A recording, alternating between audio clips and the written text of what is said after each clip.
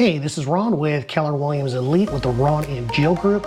Wanted to go over some of the most common mistakes that are made during the home inspection process. Now, before we get started, please hit that subscribe button down below and turn on the bell for notifications. I do post content here weekly. All right, so let's go ahead and get to it. Now, the first thing that a lot of new home buyers or even buyers that have bought home previously, one of the things they make the mistake on is that they ask for repairs instead of getting the credit. Now, one thing to understand is that if you're just asking for basic repairs, the seller could go ahead and make the basic repairs himself or herself, and 9 times out of 10, they're gonna take the cheapest route possible.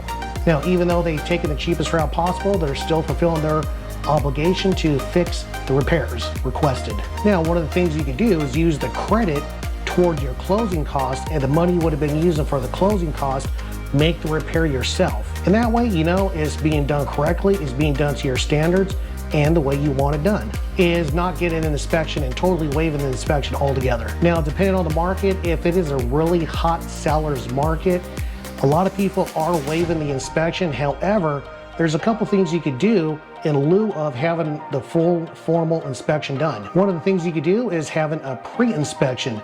Now, with the pre-inspection, you're asking to go ahead and have the home inspected before you submit an offer. Now, the other thing you could do is have like a void inspection where pretty much you're inspecting the property just for the sole purpose is giving you the back and easy door out. So you're not negotiating for any repairs or any fixes or anything like that. You're just pretty much wanting to see what your risk involved is. Now, the third one is not being present during the home inspection itself. Now, for a lot of the home inspectors, especially now with COVID being over, but during that time period, the home inspectors only wanted the home buyers to be there for the readout. So, especially when it comes to the readout, that is the critical time for you to be there, is during the readout. Now, the home inspector is going to check everything from the roof all the way down to the foundation. They have a huge checklist of everything they go over and what they need to do during the home inspection. Now, if you have any questions during that time period, the home inspector could go ahead, point it out, specifically show you where in the house the problem they found was at. Whether it's a little problem, something that needs attention, or hey, you know what, this is something to keep an eye on later on down the road. And if you're not there asking the questions for the house you're gonna be living in, you could run into some problems that if you would have taken a few minutes out of your day to go ahead and check it out, it would have saved you like thousands of dollars later on down the road. Now, the next one is getting too emotional during the home inspection process. Now, there are a few things to understand when it comes to the home inspection process. It is up to the home inspector to do a detailed inspection of the home itself. And like I said before, they have a huge checklist of what they need to go over, what they need to put down for the home inspection. Now, some of these things go ahead and add up really quick. Some of the repairs are pretty much simple that, you know, you can do it yourself. Some other ones, it's gonna be like a weekend project, or you may have to get people to come in. And I have seen clients before in the past where they're using the repairs or just some cosmetic stuff that they need to do later on down the road as a crutch that they don't wanna be in the deal anymore, or they wanna back out, or it just freaks them out entirely. And something you have to understand when you do get this home report that comes back in for the home inspection, something to look at is like, okay, can I do this myself? Can I put my touches on it? Instead of just looking at the dollar figure, you have to look at the home is gonna be a place you're gonna be living at, and of course you wanna make it your own. And with that, of course, the cost to fix stuff is gonna add up over time. However, you have to be comfortable with understanding that you are gonna be getting a used house. Some of the homes here in the Phoenix market, they're back from the 70s, 80s, 90s, early 2000s. So it's not exactly a brand new house. There is gonna be a little bit of wear and tear. There's gonna be some things that need to be repaired or addressed later on down the road. Now, of course, when they're showing you the long list of stuff they have to go over, don't be freaked out about it. I've seen some clients of mine and everything, initially they were shocked about how many pages of stuff that was going over. And of course, they're gonna nitpick every little thing, because pretty much that's their job to do. So don't be freaked out when you see this long report coming out that has multiple pages for the home inspection. And of course, do not stress over the line items. I mean, it is their job to go ahead and point out every single little flaw they find within that house itself. Now, the next one is not doing your own due diligence in researching the home inspector themselves. Now, one thing I cannot stress enough, not all home inspectors are created equally. One of the things you have to understand is that there are some home inspectors that they have a buddy that they're working close with, that if they find something within the house, and usually they will, they'll make a big deal out of it and say, oh yeah, by the way, my buddy over here, the company I work with, we could do this or we can do that. And of course, they're just trying to add on the cost. That does happen. That's the sad reality of it. However, just be aware that you're looking for a home inspector with a good reputation. They have the crew, they'll go out there, and they'll just pretty much tell you, hey, here's the common sense thing with everything within the report itself. Now, majority of the time, you'll just depend on the real estate agent to recommend a home inspector that they know is already tried and proven, or they know their reputation throughout the valley. Now, one thing to take a look at, when it comes to the home inspection company that I recommend wholeheartedly, I know them. I have a good working relationship with them. They're very professional. They treat my clients with a lot of respect. However, I'm not good friends with them. I mean, this is all business, and that's all it is. They're taking care of my clients, and that's good enough right there. If you have an agent that's a little bit too chummy, a little bit too friendly, or all of a sudden you're looking on social media and they're constantly doing stuff together on the weekends, they're always hanging out together, you may want to throw that in question, okay? Because it's really looking after your best interest.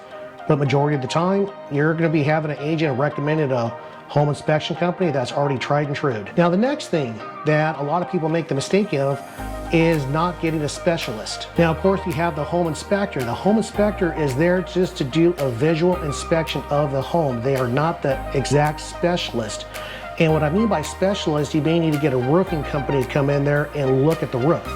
You may have to have somebody check your HVAC system, which is a very important thing here in the valley, especially during the summertime. Another problem that does come up is the electrical. Okay, some of these homes are built pretty much like in the 50s, 60s, 70s, or whatnot, and they may have some electrical problems. So failing to use the home inspection period to get the specialist in there can go ahead and cost you thousands of dollars 2, 3, 4 years down the road when it could have been addressed right during the home inspection period. Now, another mistake that I see, and this is something me and Jill work really hard on, is to ensure and understand when the repairs were made. If you went ahead and wanted the homeowner to make the repairs, great. That's something that was in the deal. They made the repairs. Now it's time to do like a walkthrough to understand, okay, hey, these repairs were made, they're satisfactory or whatnot. Now, this type of walkthrough is a little bit different from the final walkthrough itself.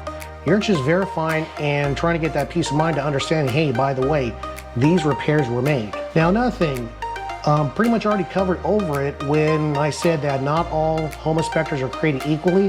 One of the things you have to understand that cheap is not always better, because when it comes down to the home inspectors, you usually get what you pay for. You may have saved a couple $100 or $100, which is not much at all in the grand scheme of things, because oftentimes some of these home inspectors will miss out or overlook, or they didn't find big ticket items like the roof had a leak in it. That all of a sudden now we get the rains coming in here, you have a leaky roof. They could have already seen the signs for it already. There could be other problems that could crop up that could cost you up to $10,000 or even more. So understanding that you're not going to always get the best just because you go cheap. Now, another mistake that I see that buyers will make, especially for the first time home buyers, that they're already skittish enough as it is, when the home inspection is already done, they get the report, they're like, wow, I'm just overwhelmed with everything, and they bounce out of that. Okay, just understand that they are going to have a long report of items they have to check, and of course, you don't want to go ahead and be put into a situation where it's too overwhelming or there's too much work that needs to be done. So when it comes to the home inspection, yeah, there are some nerves that could go ahead and go into play though, but if it is stuff that you could do over time, because it's not a brand new house, you have to give it the facelift or make little minor repairs here and there, or spend a weekend doing the repairs, great. So don't use that as a tool and as a crutch to say, you know what, there's just too much stuff, the report's way too long, and I don't feel like dealing with it. And the last thing is backing out of multiple properties. Now, I've seen clients where they'll go through the home inspection and spend like about $400 to $800 inspecting a home. Then after the home inspection process, they're like, you know what, this is not the home for me. They're already out a few $100s because the buyer has to pay for the home inspection. Now, if this is happening multiple times, you may want to look internally at yourself and think, okay, is this the right house where I want to live? Is this the right house I want to purchase? Because this is a huge ticket lifetime option. So you may want to go ahead and just reconsider what your options are for purchasing a home.